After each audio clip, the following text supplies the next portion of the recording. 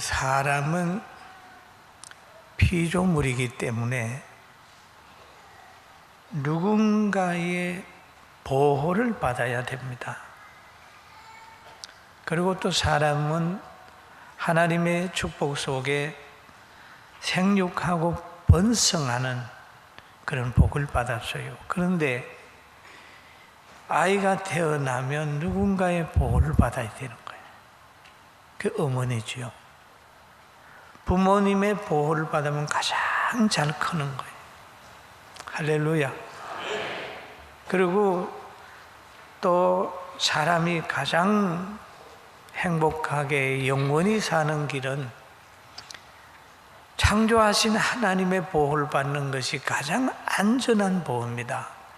그래서 하나님께서 고향과 친척과 아비집을 의지하고 사는 아브라함을 믿음의 조상 만드시기 위해서 제일 먼저 요구한 게 있습니다. 아브라함아, 너는 고향과 친척과 아비집을 떠나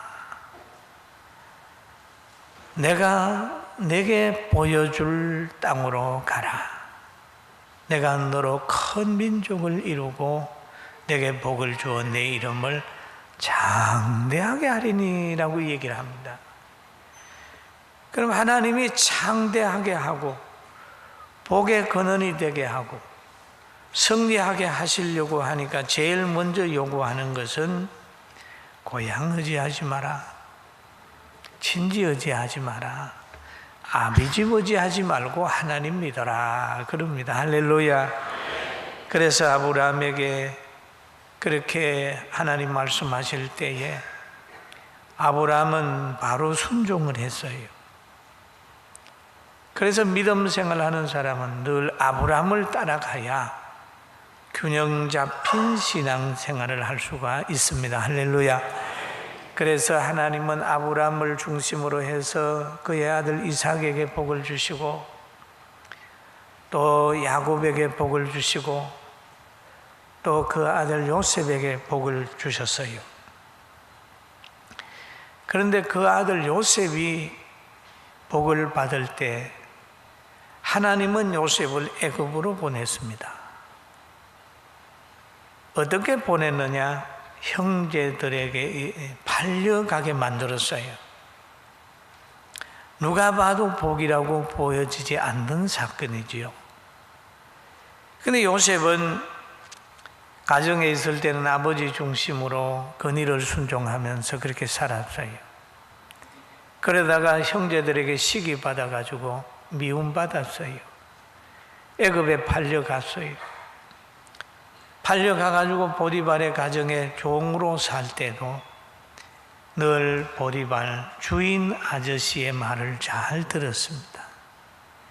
그래서 그 가정에 모든 재산을 다 이렇게 자기 의지대로 할 수 있었어요. 그러다가 보니까 그 부인의 그 보디발의 뜻과 좀 어긋난 일을 하는 사람이 있었어요. 보디발은 자기 아내를 요셉에게 맡기지 않았습니다. 그런데 그 아내는 자꾸 요셉에게 동침하자고 그러는 거예요. 그래서 요셉은 그 아내를 거절합니다. 주인님이 허락지도 안 해 하시고 하나님이 금하는 건데 내가 어떻게 당신하고 함께 동침하겠냐. 이래서 그 안주인의 유혹을 물리쳤어요. 그러므로 인하여 요셉은 괘씸죄에 걸렸어요. 그래서 오히려 그렇게 하지도 않았는데 성추행범으로 주인의 부인을 성추행하려고 하다가 미수한 걸로 해서 감옥에 들어갔습니다. 감옥에 들어가서도 늘 간수장에게 인정을 받았어요. 성경에 보면은 간수장이 옥중 제수들을 다 요셉의 손에 맡김으로 그 재반 사물을 요셉이 치리하고 보디발의 가정에 가서도 모든 사물을 요셉의 손에서 좌우되는데, 감옥에 들어갔더니 재반 사물을 요셉이 또 이렇게 처리하게 되었습니다. 그리고 하나님이 항상 그와 함께 함으로 인하여 이제 바로의 왕궁으로 들어가는 거예요. 거기에서 또 총리가 됐어요. 그럴 때는 왕 중심이었어요. 바로 중심이에요. 창세기 41장 보면 그들이 장차 올 풍년의 모든 곡식을 거두고 그 곡물을 바로의 손에 들려 양식을 위하여 각 성에 쌓아두게 하소서. 그 요셉은 자신이 당한 많은 시련 속에서도 좌절하거나 누구를 원망하지 아니하고 그 자리에 아주 충실한 사람이었어요.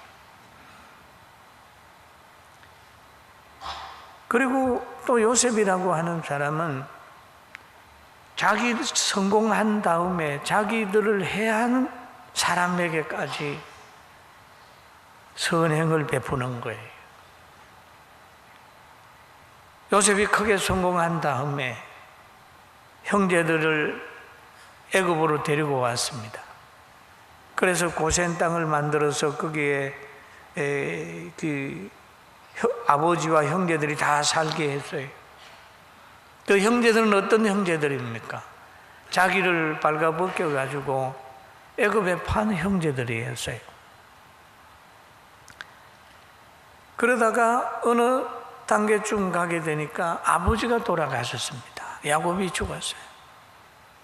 과거에는 형제들이 아버지를 의지했는데 지금 아버지가 세상을 떠나고 나니까 이제는 요셉의 근위 밑에 형제들이 있게 되는 겁니다. 그래서 형제들이 요셉 앞에 와가지고 엎드립니다. 우리가 잘못했다고. 그럴 때 요셉이 형제들에게 말하죠. 두려워 마세요. 내가 하나님을 대신합니까? 당신들이 나를 해하려고 하여서나 하나님은 그것을 선으로 바꾸어서 오늘과 같이 많은 백성의 생명을 구원하게 하시려 하셨나니 그랬습니다. 세속에 보게 되면 권력을 잡든지 부자가 되든지 좋은 위치에 가면 자기를 해하는 사람, 협조하지 않는 사람을 이렇게 복수하려고 그러고 또 그 사람을 소외시키는 거예요. 이게 세속의 권력입니다. 근데 요셉은 잘 돼서 형제들의 생명을 좌우할 만한 능력을 가졌음에도 형제들을 선대하고 당신들이 나를 핍박하고 한 모든 것들을 하나님이 통해서 그것을 통해서 하나님이 나를 이곳에 와서 총리가 되게 하고 그리고 많은 사람의 생명을 구원하게 했다라는 얘기를 하고 있습니다. 사랑하는 성도 여러분, 하나님이 여러분이 예수 믿기까지 우리 교회에 오시기까지 함께 하나님께 영광 돌리는 이 시간이 오기까지 힘들고 어려운 과정을 거쳤다 할지라도 구원받아 찬양할 수 있는 오늘을 위해서 주신 환경인 줄 알고 기뻐하며 요셉처럼 감사하게 되기를 주님의 이름으로 축원합니다. 아멘. 우리가 애굽에서 성공해야 됩니다. 애굽에서 성공해야 됩니다. 불신자 속에 들어가서 거기에서 성공해야 되는 거예요. 요셉이 바로의 가정이나 감옥에서나 보디발의 가정에서 신앙으로 인정받은 겁니까? 하나님이 주신 지혜로 인정을 받고 헌신으로 인정을 받은 거예요. 어디 가서 직장 생활하다가 신앙이 안 맞아서 나는 여기 못 있겠다라고 하는 것보다는 신앙생활을 하면서도 요셉처럼 그 환경, 사업을 하든지 어디 가든지 간에 열심히 헌신하고 일하고 시대 속에 빛과 소금이 되어서 불신자까지라도 여러분과 저를 필요로 하는 성실한 분들 되시길 주의 이름으로 축원합니다. 축원합니다. 물러서면 안 되는 거예요. 물러서면 안 돼요. 거기에서 기도하면서 견뎌야 돼요. 좌절할 필요도 없어요. 과거에 우리가 이런 그 복음 성가를 불렀죠. 세상 등지고 십자가 보내. 그때는 제가 재미있게 불렀는데 지금 생각하니까 세상은 등지면 안 되겠더라고요. 십자가 지고 세상에 가서 세상을 변화시키는 거예요. 할렐루야. 아멘. 세상을 변화시켜. 힘들다고 뛰쳐나오지 마세요. 포기하지 마세요. 힘들어도 하나님께 영광이 되는지 안 되는지 한번 살펴보고 거기에서 성공해야 돼요. 할렐루야. 여러분 애굽에서 성공한 거 그거 가지고 자기 정욕대로 사는 것보다는 애굽에서 총리가 돼서 요셉이 혜택을 가장 많이 준 데가 어디입니까? 야곱의 가정입니다. 자기 가정입니다. 이스라엘입니다. 애굽에서 성공은 이스라엘의 보호로 나타나야 돼요. 보호로. 거기에서 애굽 사람들만 살리는 게 아니라 이스라엘을 책임지는 거예요. 애굽에서 성공이 하나님의 나라와 하나님의 교회에 유익이 돼야 이게 진짜 성공이에요. 할렐루야. 믿습니까? 이런 역사를 바라봐요. 그리고 또 오늘 본문의 바울 사도 보니까 감옥에 집어넣어놔도 복음의 진보가 있었습니다. 감옥에 들어가 있으면서도 복음 전파의 진보가 있었어요. 감옥에 가서 사람을 직접 만날 수는 없었지만은 편지 쓸 수 있는 시간이 있었단 말이에요.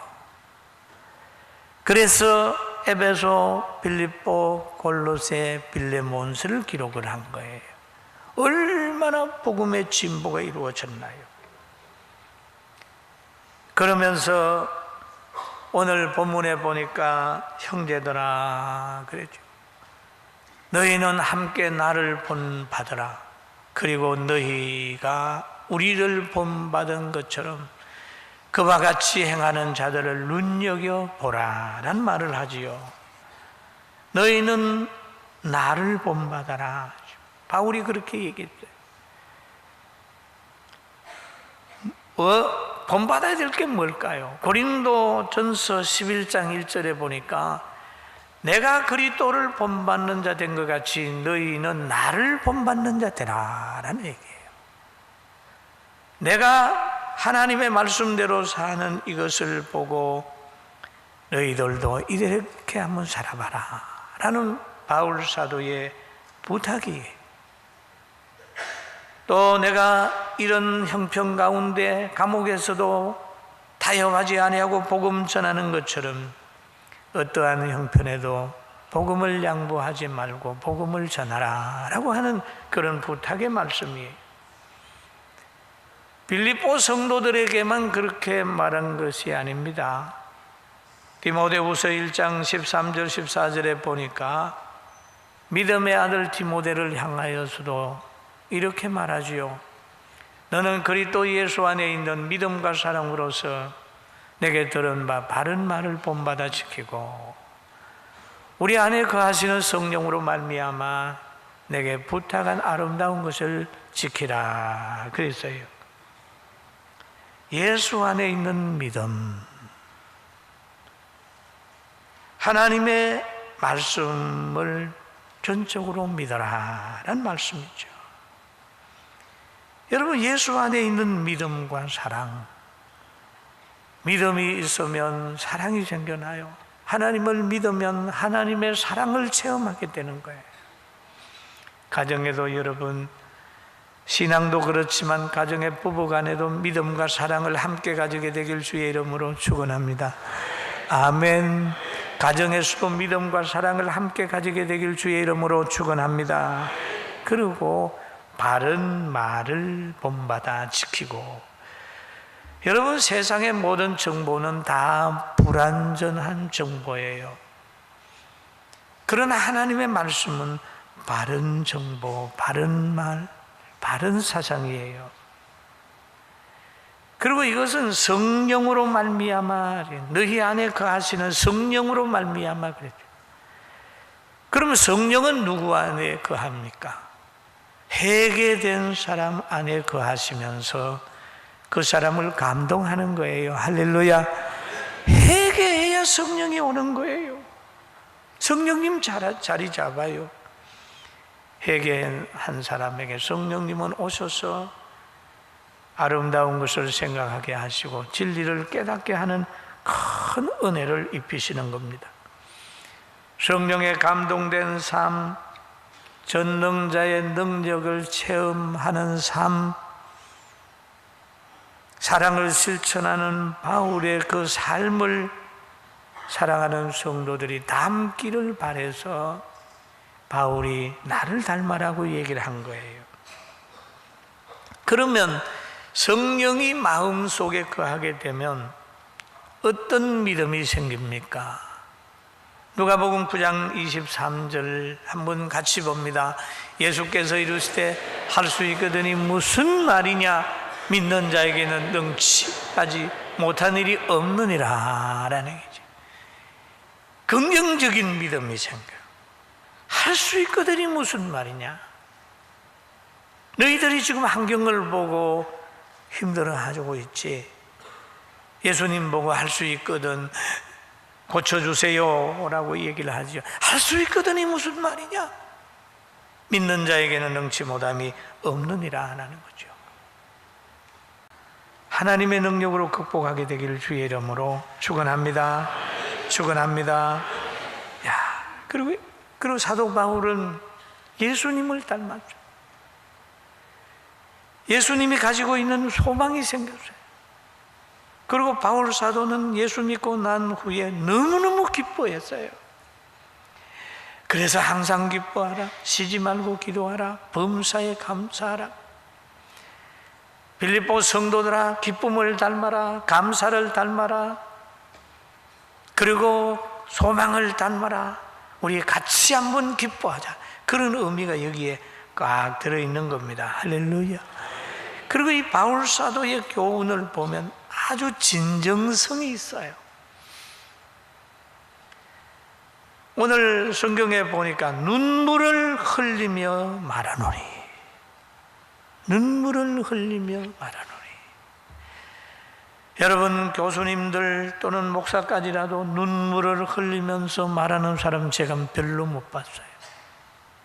그러나 가정에서는 자녀들이 잘못될 때 눈물을 흘리면서 말하는 어머니들 교훈은 들어봤습니다. 아이가 잘못된 길로 갈 때에 그 아이를 위해서 기도하면서 눈물을 흘리고 그 아이들을 앞에 앉혀놓고 야, 이렇게 살면 너 미래가 없어 하고 우는 어머니들은 자주 봤어요. 그럼 바울 사도가 빌립보 성도들을 향하여 말할 때 많은 사람들이 십자가의 원수로 행한다. 눈물을 흘리며 내가 말하니까 십자가 원수로 행하지 마라. 그렇게 간절히 얘기를 하고 있어요. 십자가 원수. 교회 안에 들어와서도 십자가 원수로 사는 사람, 사랑하라고 하는데 미워하고 서로 귀하게 여기라는데 서로 합하지 못하고 당짓는 거 십자가 원수입니다. 바울 사도는 빌립보서 3장 1절에서 3절에 이렇게 얘기를 합니다. 끝으로 나의 형제들아, 주 안에서 기뻐하라. 너희에게 같은 말을 쓰는 것이 내게는 수고로움이 없고 너희에게는 안전하니라. 개들을 삼가고 행악하는 자들을 삼가고 몸을 상하게 하는 일을 삼가하라라고 하는 말이지. 그러니까 이런 사람들과 하나 되지 말라. 십자가 원수로 행하게 되면 너희는 망한다. 눈물로 얘기를 하는 거예요. 빌립보 3장 19절에 보니까 그들의 마침은 멸망이다. 십자가 원수로 사는 사람의 마침은 멸망이다. 그들의 신은 배다. 그의 영광은 부끄러움이요 그들은 항상 땅의 일만을 생각한다라고 얘기를 하죠. 물질 따라가다가 가룟 유다의 최후는 멸망이었지 않습니까? 아간의 최후도 멸망이었잖아요. 물질 따라가고 명예 따라가고 세상 따라가다가 보면 나중에 가면 신앙적으로 망하는 거예요. 신앙적으로 망한다고 하면은 기준을 잊어버리고 다른 것도 망하는 거죠. 여러분, 실패하는 사람이 아니라 성공하는 분들 다 되기를 주님의 이름으로 축원합니다. 아멘. 아멘. 우리가 탐욕 때문에, 명예욕 때문에 자꾸 복음을 거르치게 되는 거예요.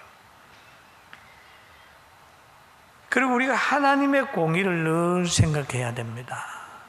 잘못하다 보면 약자 편에 서게 됐어요. 여러분, 약자는 위로해줘야 돼요. 항상 어려움 당하는 사람 편에만 서려고 그래요. 못 가진 사람 편에만 서려고 그래요. 여러분, 약자도 잘못할 수 있고 어려움 당하는 사람도 잘못할 수 있어요. 그러나 하나님은 약자도 사랑하지만 강자도, 선한 강자도 사랑합니다. 할렐루야. 재판을 공평하게 해야 된다. 그렇게 얘기합니다. 여러분, 생각이 공평해야 돼요. 그게 공의의 하나님의 뜻이에요. 레위기 19장 15절 한번 같이 읽어볼까요? 너희는 재판을 할 때 불의하지 말며 가난한 자의 편을 들지 말며 세력 있는 자라고 두둔하지 말 공의로 사람을 재판할지며. 그러니 이게 율법이에요. 하나님의 뜻이 공평하게 생각을 해라. 율법의 기준이 이것인데 이것이 무너져 버리게 되면 반석에서 밖으로 나가게 되는 거예요. 세상적으로만 빠져 있게 되어버리면 십자가와 멀어져 버리는 거예요. 사랑이라는 명분 아래서 십자가 벗어난 사랑을 한다면 받아들여서 안 되죠. 오늘날 예수님께서 제자들에게 그렇게 말합니다. 반석 위에 집 짓는 사람은 음부의 권세가 무너지게 못한다 라고 얘기했어요. 베드로가 그걸 깨달았어요. 주는 그리스도시요 살아계신 하나님의 아들이라고 고백했어요. 그럴 때 예수님이 베드로를 칭찬을 했습니다. 그런데 얼마 있다가 예수님께서 자기가 예루살렘에 올라가서 장로들과 대제사장과 서기관들에게 많은 고난을 받고 죽임을 당하고 제3일에 살아난다고 하는 말을 했어요. 그럴 때 베드로가 이 말을 듣고 하는 말이 있어요. 주여 그리 마옵소서. 그리 마옵소서. 이 일이 결코 죽게 미치지 아니하리다. 그 하나님의 뜻은 예수 그리스도가 십자가를 지고 인간의 모든 믿는 사람의 죄를 대속하는 건데 베드로는 예수님을 사랑하는 마음으로 아끼는 마음으로 그리 마옵소서. 결코 죽게 미치지 아니하리다. 이럴 때 예수님이 뭐라고 말씀하셨을까요? 베드로야 너밖에 없다. 그렇게 한 것이 아니라 예수께서 돌이키시며 베드로에게 이르시되 사단아 내 뒤로 물러가라. 너는 나를 위하는 것 같지만 사단의 사고로 나를 위하기 때문에 내 뒤로 물러가라. 너는 나를 넘어지게 하는 자로다 라는 얘기를 하죠. 사랑하는 성도 여러분, 교회를 넘어지게 하는 사람 되지 말고 세상 중심의 사랑보다는 항상 하나님의 일을 생각하고 신앙생활 잘해서 부귀와 장수를 가진 그 하나님의 능력 속에 승리하게 되기를 주의 이름으로 축원합니다. 축원합니다. 그래서 바울이 빌립보 성도들에게 본받아라고 얘기를 하지요. 땅의 일을 생각하는지라. 여러분, 땅의 일에 너무 매이지 말고 땅의 일도 하나님이 좌우합니다. 할렐루야. 애굽에서 여러분 승리하십시오. 승리하세요. 물러서지 마세요. 뱀같이 지혜롭고 비둘기같이 순결하고 승리하셔야 됩니다. 그 승리가, 요셉의 승리가, 축복이 야곱의 집에 유익했고 그의 형제들에게 유익했고 이스라엘의 회복에 유익한 것처럼 그 승리가 하나님께 영광이 되고 교회에 유익이 되고 교계에 유익이 되고 기독교가 성장하는 데 크게 유익을 주는 여러분과 저의 실력이 되기를 주의 이름으로 축원합니다.